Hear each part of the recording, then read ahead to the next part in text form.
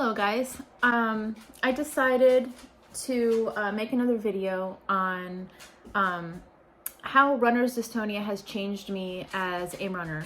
And the reason I wanted to make this video is because I actually believe that runner's dystonia has made me into the runner that I've actually always wanted to be. And the runner I always wanted to be was not actually what I thought I always wanted to be. And so I will try to explain what I mean. I feel like if you were to meet me, in 2020, 2019, prior to all of this happening to me, I was a very different person when it came to running. I was the complete opposite, really, of what I am now.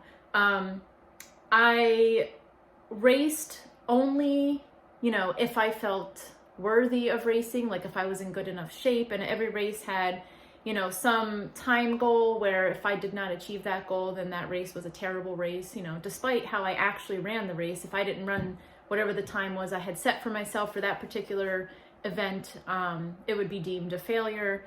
And, I'd be in some kind of depression or something afterwards if it didn't work out the way I wanted.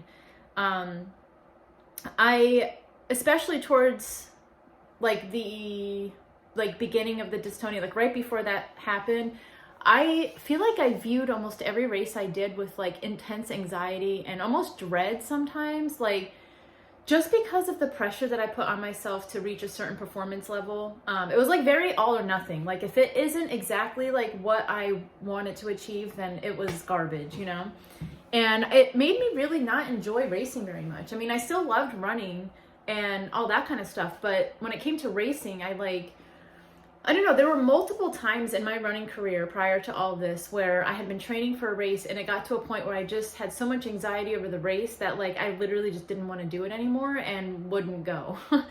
I was very comparative in the sense that I was always comparing my workouts to previous workouts, where I was at compared to where I was at last year, or where I was at in this particular race versus, what I ran in the 5K a couple weeks ago and how that compares. And if I was slower now versus then that was, a horrible, the worst possible thing.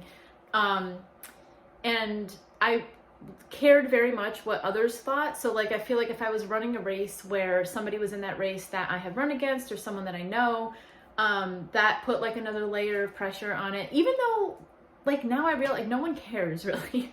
But I'm sure many of you can relate to this, because I feel like the type of people that tend to get runner's dystonia are people that are very type A people, that tend to take running very, very seriously. And maybe that's part of the problem. I'm not really sure, but, yeah. So if you were to ask me back then what my long-term goals with running were, I can guarantee you that every goal that I would have stated would have been outcome driven, either a time goal or a place goal, or I want to win this race, or I don't know. It would have been very, just a very finite thing, and none of them would have been probably process oriented goals at all. Having fun would probably not have been a goal. Enjoying the process would not have been a goal. It would have been very I want to break 19 minutes at a 5K, or I want to run under an hour and a half marathon, or it would have been very time oriented, place oriented, I want to be in the top 3 or something like that. And now it's very different. I feel the number one thing that I feel now is obviously gratitude for, because I didn't know if running was ever going to come back to me at all, let alone even the idea of racing. So now, since all of this, I've raced a few times. I've raced a couple of times this fall, and so I've done I did 2 5Ks that were both on trails. Actually, I think everything that I've done has been on a trail, or gravel of some kind. I did a 15K trail thing. So it's funny now, of course, nerves will always be there if you're going to run a race, but it's not at all like it was before. I'm, the number one thing is that I'm happy to be able to do it. And I'm happy that I'm able to have the opportunity to even go to a race, to even attempt to push myself. And yeah, like even when it's hard, you know, if I'm doing a workout of some kind, I never dread it. I never have like bad anxiety over it. Like, of course, like I said, like sometimes like, oh yeah, I'm a little nervous getting on the starting line or something like that. But like, I would have killed to be in that position a year ago even. And I think that runner's dystonia has given me the level of gratitude towards running that I don't think, I mean, I don't know that I would have ever felt this way had this not happened, you know? Having running being taken away so abruptly and just, you know, for so long and not really knowing why or what to do. You know, it wasn't like a normal injury, like you have shin splints or you get a stress fracture. You know, it's very cut and dry, like what you're supposed to do. And you know roughly when you're going to be able to be back running again. But with runner's dystonia, it's just not like that at all. And like I said, like I didn't know if I would be able to run again. And so when I was able to start running a little bit, like I was just happy to even be able to run. Like I said, like even last year at this time, like racing wasn't really on the radar at all because I, you know, was still very limited in where I could run. I was limited and like obviously fitness was limited, but that was like the least of my problems. I was still like not really able to do like any real workouts of any kind, really. It was mostly just like being able to do regular runs on a daily basis because, you know, as I was getting back into running, there'd be days where I could run, but then I would have to take off a day or take off a couple days or do a day of like walk, run type stuff. Like it wasn't consistent. And that was probably the most annoying thing, was just the inconsistency with everything, because it's very unpredictable. I mean, even now it's not perfect. Like I'm not 100%, but I kind of know like when things aren't feeling good, like I kind of know what type of PRI exercises I'm probably need to start incorporating more of, or, you know, things like that. Like I kind of know what to do a little bit more now. And I also, the biggest thing is like, I don't really freak out about it now like I used to. Like, oh yeah, my leg was kind of bad today, but, you know, whatever, it's okay.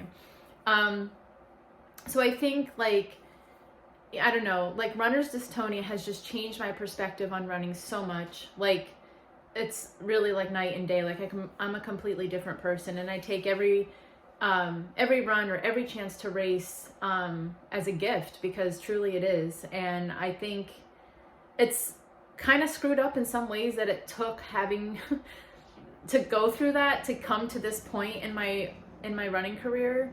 But I don't know. I think maybe it was a blessing in some ways, even though at the time I definitely did not feel that way at all about it.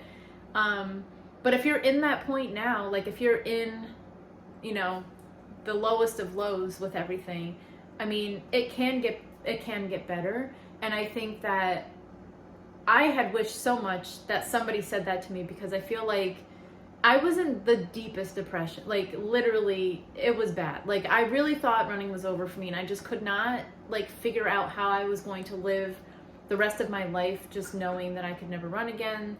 And I don't know, like I just couldn't wrap my head around it, and I refused to like believe that that was what was going to happen. So yeah, if you're in that place, I hope that maybe this gives you a little bit of hope that things can turn around.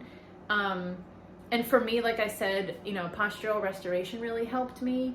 I do weight training and stuff like that, but I think that helped. But I think the postural restoration stuff was probably the biggest, most important thing, because what that does is it basically kind of like gets your body into alignment. So like I was very, very out of alignment. And once you're in alignment better, then you do the strengthening stuff. It actually can work better because you're in, you know, like a better posture basically. So yeah, that's pretty much all I really wanted to say, is that it has changed me, but I think it changed me for the better. And in many ways, I'm grateful for that. Going through it was obviously horrible, as I'm sure many of you probably understand.